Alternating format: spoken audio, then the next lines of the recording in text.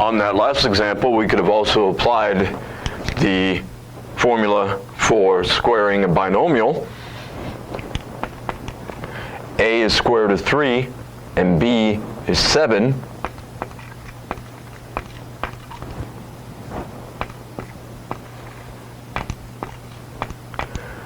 I'm going to write the B in front of the A so that we've got the square root in the back, in that middle term. Square root of 3 squared, that's going to cancel the squaring and the square rooting. 7 squared is 49. Combining the 3 plus 49, same result of 14 square root of 3 plus 52. We also know the difference of squares formula. So if we have two binomial radical expressions, and we've got the same A is 9, the same B is square root of 5, but the subtraction and addition are opposite.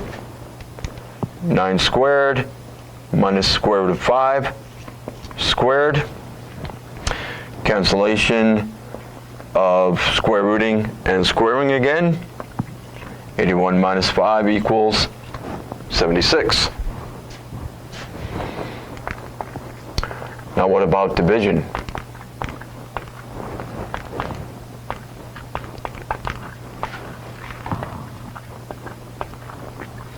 We don't like to have radicals in the denominator.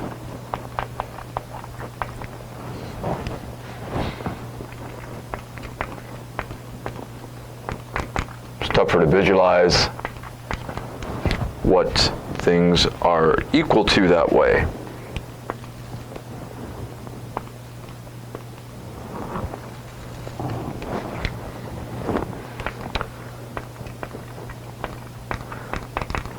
Well, when you multiply by 1, you're not changing anything. However, we're going to multiply by a special form of 1.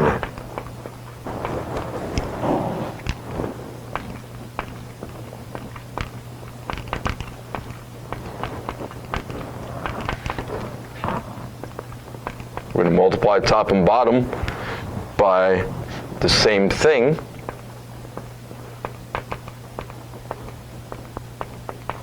So we're really multiplying by 1.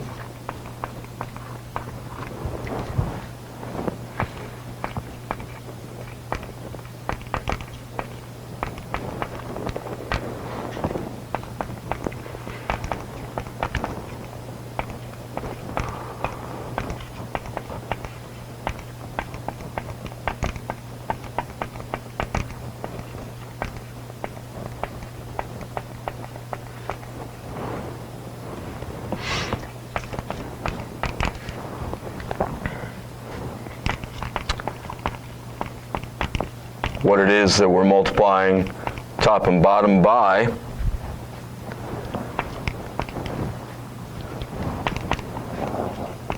is going to depend on whether we're rationalizing a monomial radical denominator or a binomial radical denominator. But for the moment, we could say denominator over denominator.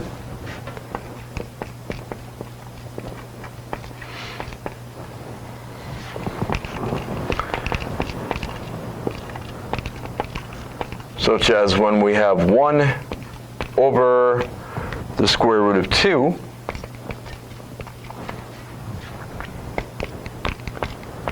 if we multiply top and bottom by square root of 2 over square root of 2, then we get in the numerator, multiplying straight across, square root of 2. In the denominator, we're multiplying square root of 2 by itself. So we're going to see that squaring and square rooting cancel. And we're just left with square root of 2 over 2.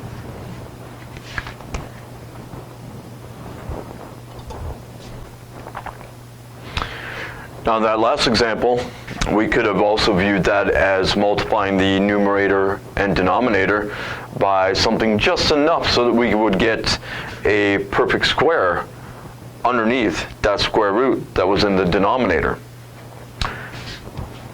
So we're going to do something similar here.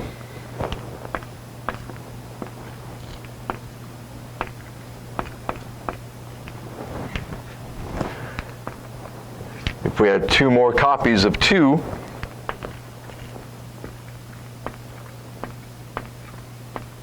we have 2 cubed there, and if we have 1 more copy of x, we would have x cubed there. So we're multiplying top and bottom by the same thing, so that we're really multiplying by 1. We're not changing what this is equal to, we are changing how it is written. Well, in the numerator, we're just going to have to leave that as cube root of 4x. The exponent of x is too low to get anything out of the cube roots. And similarly for the 4, it's not a perfect cube, and the only perfect cube that goes into it is 1. In the denominator, applying the product rule to bring things together, those 3 copies of 2 and the 3 copies of x.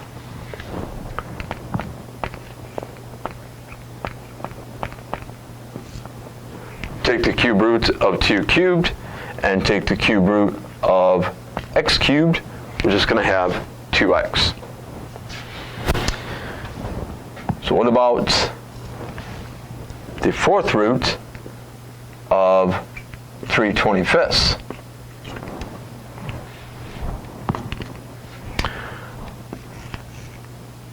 Since 25 is a perfect square, we've got 2 copies of 5 already there. Notice I'm also applying the quotient rule here so that it looks like the previous 2 questions. Well, then we need 2 more copies of 5 to have 5 to the 4th underneath that 4th root that is in the denominator.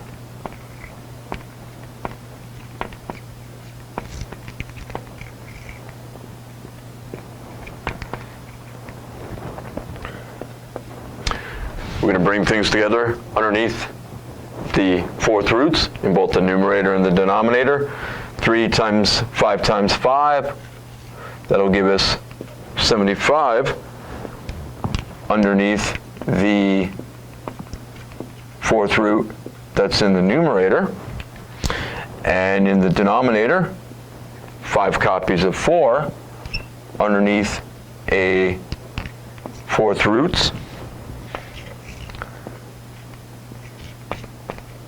which just give us 5 in the denominator.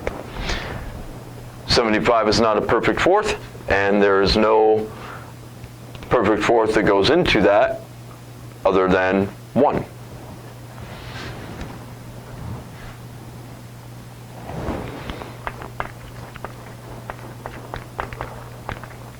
So what about binomial radical expressions in the denominator?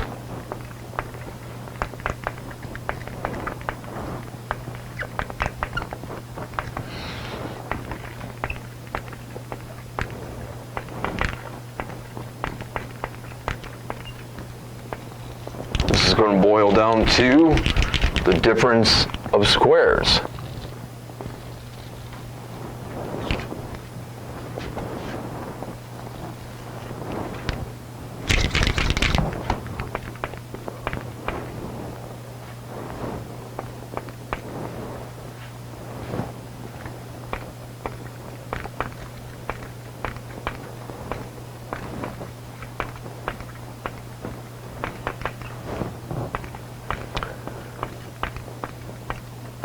We may not have called them this before, but a plus b and a minus b are called conjugates of each other.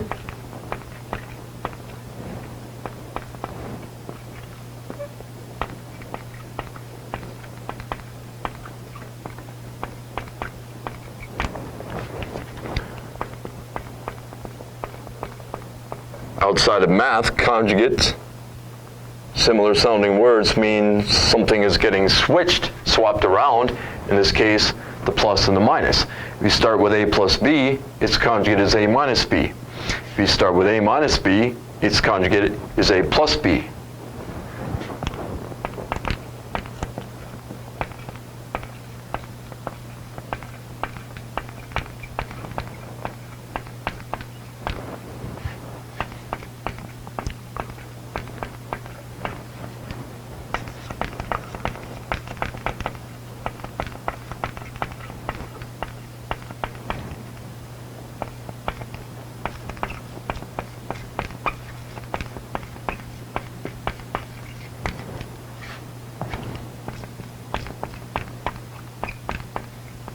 So we've got the difference of two squares formula here.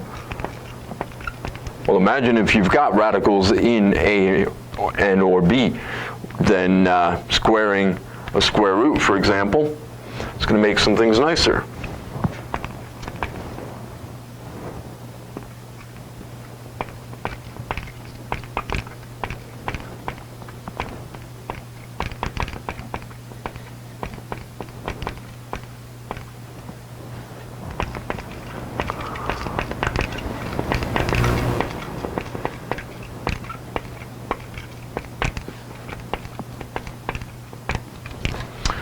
Backing up a moment back to multiplication,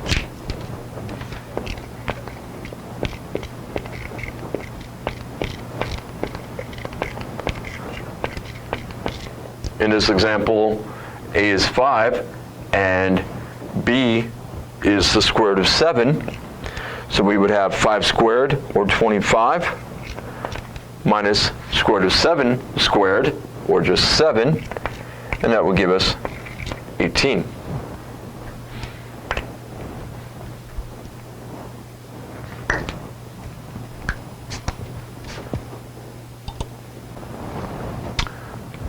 So in these three examples, what we're going to be using when we say we're multiplying by 1, since we're multiplying top and bottom by the same thing, what that same thing will be is the conjugate of the denominator. We're multiplying top and bottom by the denominator's conjugate.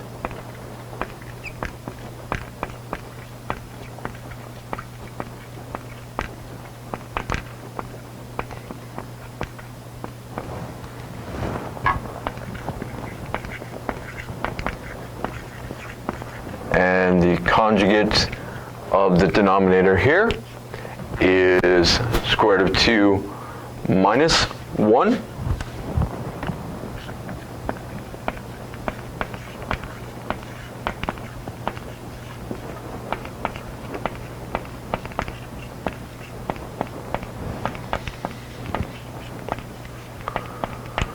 So we multiply top and bottom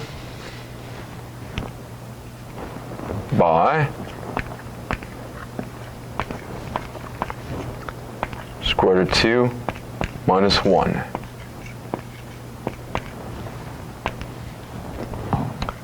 What do we get?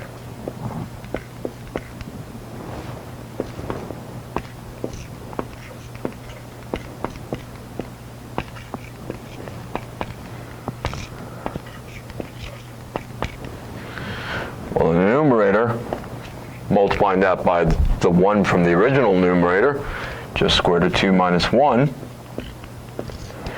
And in the denominator, applying the difference of squares,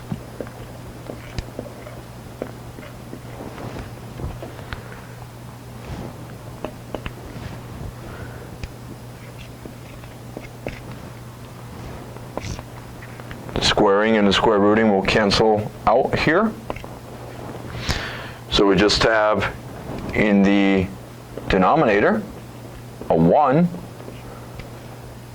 and when you're dividing by 1, that's not going to change what's in the numerator, so we don't need it.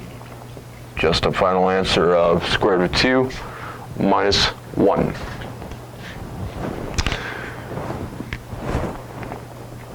So these next two examples, we're going to be doing the same thing, multiplying top and bottom by the denominator's conjugates.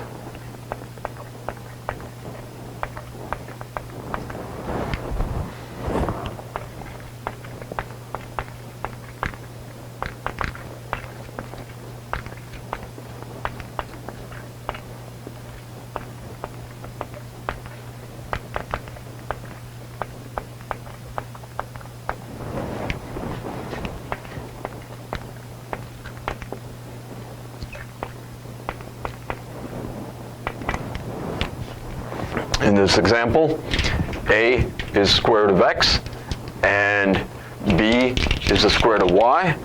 Since we're already starting out with a minus, the conjugate of that denominator is going to be square root of x plus square root of y.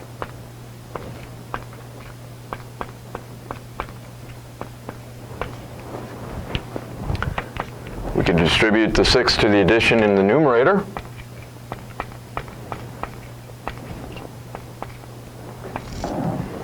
And in the denominator, square root of x squared just gives us x, and square root of y squared just gives us y. So x minus y in the denominator. The conjugate of the denominator in this third example is square root of 2 minus 5.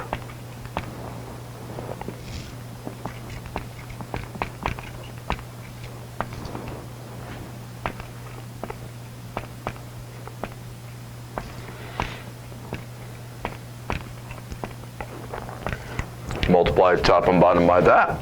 It's really the same as multiplying by 1.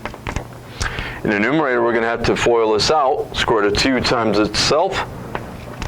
Cancellation just giving us 2. Square root of 2 times square root of 5. Put them together under a single radical. 2 times 5 giving us 10. Inners, same deal. Bring the 3 and 2 together, multiply together under a single radical. And for the last, square root of 3 times square root of 5. Again, the same deal. Doesn't look so nice, but at least in the denominator, square root of 2 squared minus square root of 5 squared. 2 minus 5 gives us negative 3.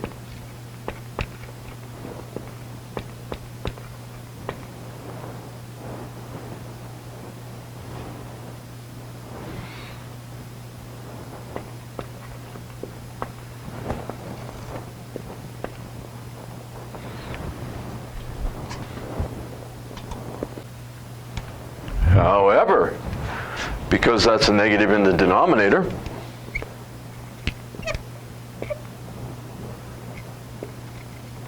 if we change all signs of all terms, top and bottom,